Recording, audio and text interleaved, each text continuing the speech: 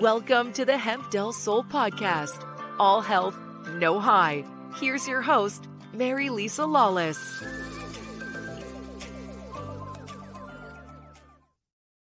Hello, everyone, and welcome back to another episode of the Hemp Del Soul podcast. I'm your co-host, Jeremy Wolf, and today I'm joined by your host, Mary Lisa Lawless, and a very special guest, her sister, Melinda Lawless-Coker, who's joining us today we're trying to bring her into the fold, because what you ladies do is offer this holistic, total body approach to mental health and wellness. And Melinda brings another component to what you do. So I wanted to set the stage for her and have her talk a little bit about her background and kind of introduce herself. And we can get into some of these wonderful topics moving forward. So ladies, always a pleasure. And first off, we're women. Sometimes we're ladies, sometimes we're not, but we're always women. So women, always a pleasure seeing you. Women, yes. There you go. So I feel like I'm in for the double trouble today. You now you're gals, right? You gals are going to do a number on me. I've got plenty of trauma. I've got plenty of problems. I've been through the ringer, 44 years old, just figuring things out or starting to figure things out. So yeah, let's get into this. Melinda, tell us a little bit about your background and what you do to kind of, I guess, add to Hemp Del Soul and the business over there. I know, and the business is the Transformation Project as well. Hemp Del Soul, right. The Transformation Project, right? Yeah. All right. Yeah. And Crystals Del Soul at this point. Crystals Del Soul. That too. Growing daily. Growing. Yeah. So originally I became a family therapist long time ago, like almost 33 years ago. It was a very long time ago for me. We went to school together. Oh, yeah. We got to sit close when we were cold, and we walked around campus and could hold hands, because we were sisters. We still are. We don't hold hands as much. That's I true. could hold your hand right now. Wait, hand holding is important. Yes, it is. It is. And so I entered the field as a family therapist, and then eventually became a psychologist. And also, I guess between those, I became an addictions professional. So, and then I went into psychodrama. And Psychodrama. Please elaborate. Psychodrama. What is psychodrama? Psychodrama is mostly it's doing things in action, and it's an opportunity to kind of explore something in action. And I talk with my hands, so it really helps to do psychodrama. Role play came from psychodrama. Did it really? And there's all kinds of exercises and other kinds of things that I do with psychodrama. And I guess there could be a whole separate series of podcasts, which I'm hoping to get into at some point, that are focused more specifically on that. And it also includes energy healing kinds of practices.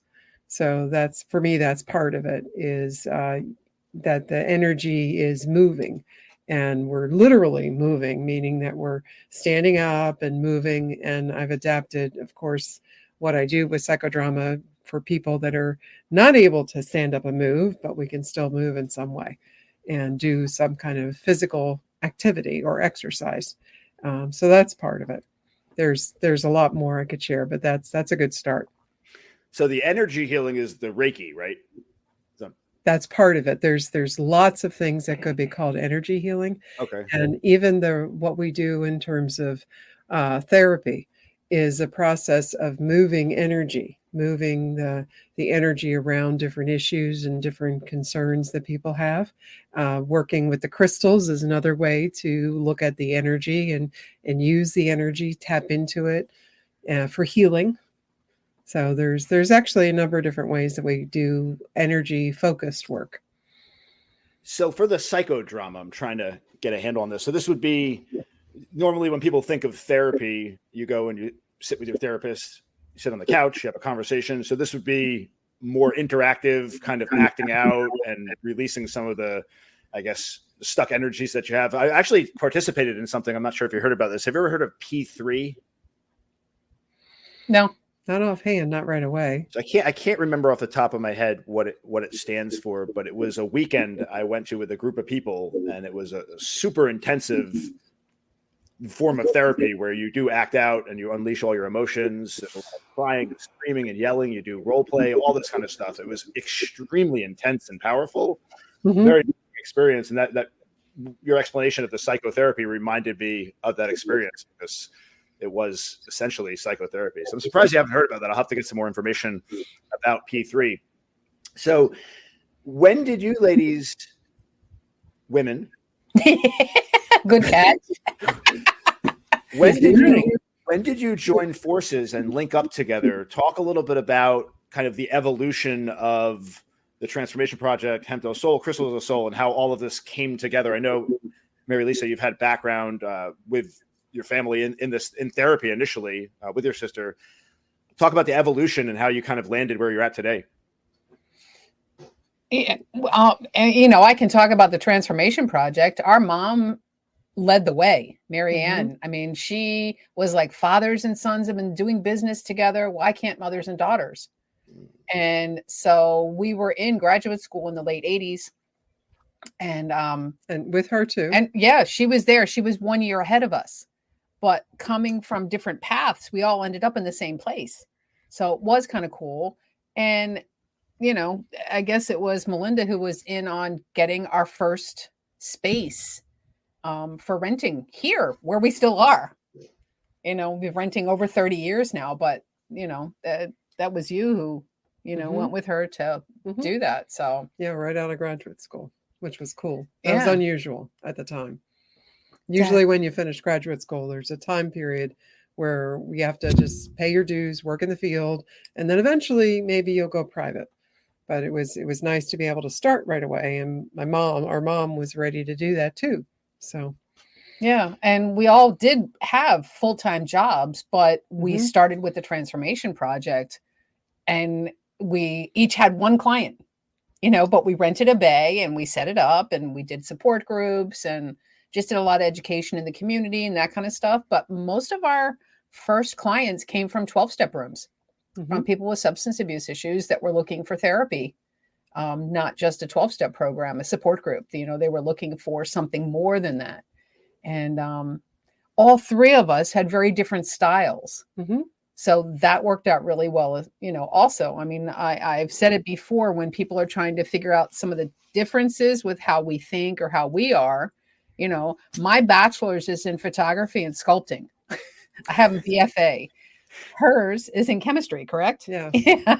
And went into the Air Force and, working in Intel and military intelligence. It's military an oxymoron. I think it's super important to have all of these different perspectives because people get stuck in their own biases and their own prejudices, and you don't know what you don't know. And from what you're doing in terms of trying to help people heal, you bring different perspectives, different journeys to the table. And I think that's really, really powerful to have that. So this is going back 30 years. More than 30 years. Yeah. How long have you been at the location in Davie? 33 years. You've been at that location in Davie for 33 years? Yeah. Wow. And we thought that it was really important to maintain the same space so that people could always find us again. And we have obviously grown, with having the retail store and doing the CBD and the crystals and the energy healing and being an herbalist. And, we've added so many layers to what it is we do. We're always trying to stay relevant and keep looking, keep trying to figure out how to help people heal in the best way. And Melinda's actually kind of funny because she has a much stronger response to crystals than I do energetically. I think it's funny. She's like, "Oh, get that one away from me." "Oh, I like that one." That's true. Yeah. So you're a lot more connected energetically. Yeah. Speaking of crystals, you're just reminding me, I'm not wearing my trusty wolf my wolf crystal necklace is at bay, and I feel like I'm missing something. It definitely does have a grounding effect on me for sure. So what do you let's shift gears for a minute. Melinda, what do you like to do for fun when you're not working? What do you like to do in your downtime? Watch shows. Shows. Do crosswords. I'm actually more of an introvert, and this is a psychodrama idea too. I send my extroverted self here to do this and to perform or do psychodrama things. My introverted self prefers to be at home doing those other things. She also has a little one. I have she's 9. Really? Yep. I have a 9-year-old son, so we have that in common. Yes. Yeah. Okay. Yeah. She has a 9-year-old daughter. Yeah, she's in several different activities, so I get to go to those things, and that's fun too. She's in chorus and has done performances, and it's nice to be able to see that. And she's in sports. I could spend time talking soccer about and her. basketball, and no, she's an amazing kid. Yeah. But so she's in a different, and I'm an empty nester with grandkids. My oldest grandson is the same age as her daughter. Yeah. Yeah, we started a little late. So you mentioned about introvert versus extrovert. I think I'm very much the same. Mm-hmm. One might not think I do all these podcasts and everything, but I mean, it kind of depends on the day. Sometimes I can be outgoing, extroverted, life of the party. Mm-hmm. And then other times I just want to stay in my own little corner and, read or just be to my own devices. So right. I don't know. I think a lot of people are probably like that to some degree. I think it's just part of the ride, right? Yeah. Yep. And we're having there's my little extroverted self. Little StreamYard. Well, I went to the Pod Fest, which was an annual podcasting convention, and StreamYard, who does the recording for this, was there. And I asked them for one of their ducks. So they gave me one. So this is our little shout out to our production crew there. That was my little commercial break. Yeah. So go ahead. Oh no, I want to ask you. I like asking this question. Going back through your journey, Melinda, is there something that comes to mind, life hardship or challenge, something that you struggled with along the way that you could say that you're, I don't know, better off for having experienced, or maybe it was like a defining moment for you? What comes to mind? Well, actually, there probably will be many. The one I'm going to pick out is from a psychodrama I did. Part of the process of getting training in psychodrama means that we get to, in the training groups, we use our own issues. So it was a psychodrama about my issue. And one of them that I did was about my brother, Eddie, who had died, and while my mom was still alive. And I asked, essentially in the drama, I asked him to watch out for our mom because she was having some health issues, and it was very difficult for us, and definitely for me. And so in the drama, I asked him to do that, to watch out for her. And maybe a month or so later, I was having a conversation with our mom, just the two of us who were talking. And she mentioned to me that she'd been talking a lot more to Eddie, our brother who had died. And I was just like, wow, because I had asked him in the psychodrama to do more to take care of her because it was very hard for me. And so that was actually happening in the sense that she was now talking to him a lot more. And that just felt like like, wow. Because I didn't tell her about the drama. I didn't tell her about that. So that was definitely a defining moment, a very spiritual experience to hear that from her.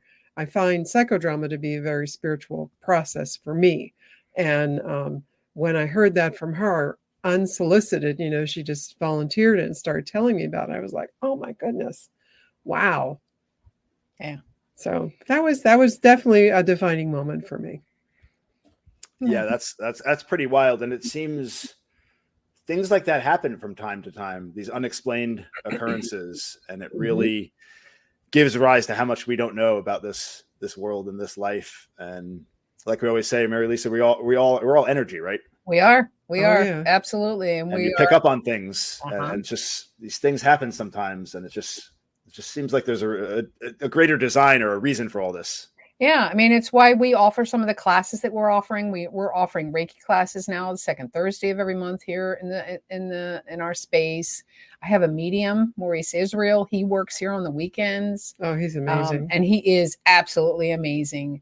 And we're bringing in other healers to offer a full spectrum, not just full spectrum CBD, but full spectrum with healing capacity, because everybody heals differently. So there's some people that would hear some of this stuff that we say, and they're like, okay. And we know that we need to just deal with them on a more grounded level, more 3D. So there's so many different ways for the human mind to heal. But at the end of the day, we all have to work on our healing. If we're going to make the world a better place, we've got to find ways to be kinder, to just share more love, and to be tolerant of difference. The two of us are very different, but at our base, we love each other. And, oh, yeah. We spend time together outside of here, outside of work, but we're very different people, but it is about tolerance and being kind.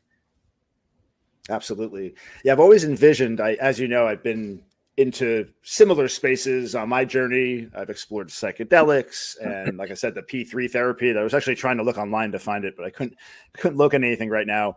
But all of this stuff, I also do, as you know, ice baths. I do the breath work, the meditation, all this stuff. I envision a center somewhere, right, that encompasses all of these different modalities and all of these ways that you could kind of build a community with like-minded folks to better yourself on this grand journey that we're all on together. So that's what it's all about, right? Yeah, absolutely.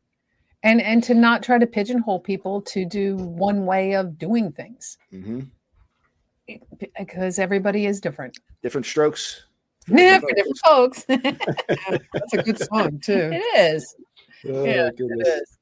But I mean, we've come from, we're only a year apart in age, so we had a lot of shared experiences growing up.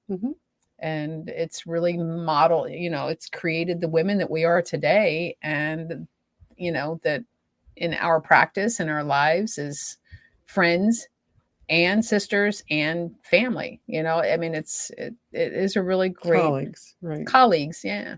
Being able to move forward on a regular basis together. And, we define functional versus dysfunctional families as the ability to come back to the table. Functional families come back to the table when there's conflict. Yep. The dysfunctional retreat to their own corners and whatever. The walls go up. Yeah. And they never communicate again. Yeah. Communication is so fundamental and important, right?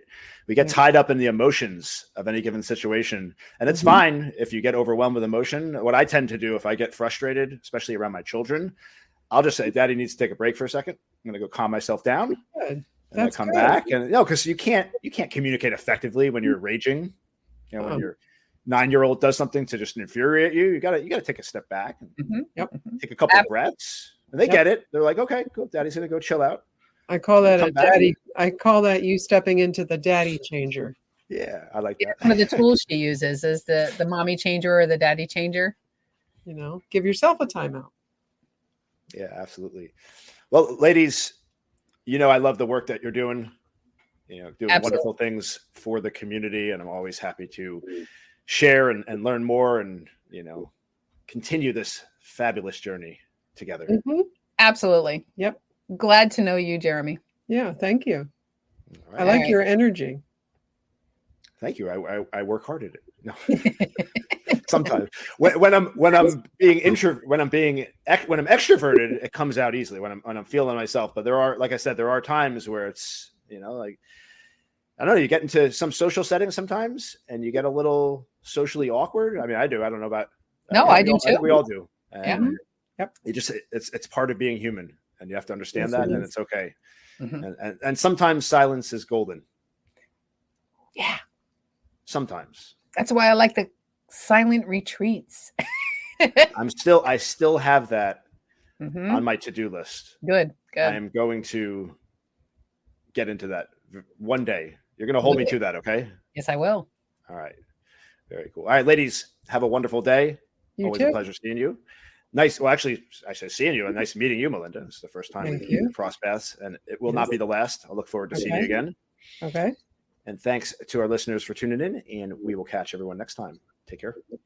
Bye. Bye. Thank you for listening to the Hemp Del Soul podcast. Explore our wide range of organic products at hempdelsoul.com. That's HEMPDELSOUL.com or contact 954-854-1039.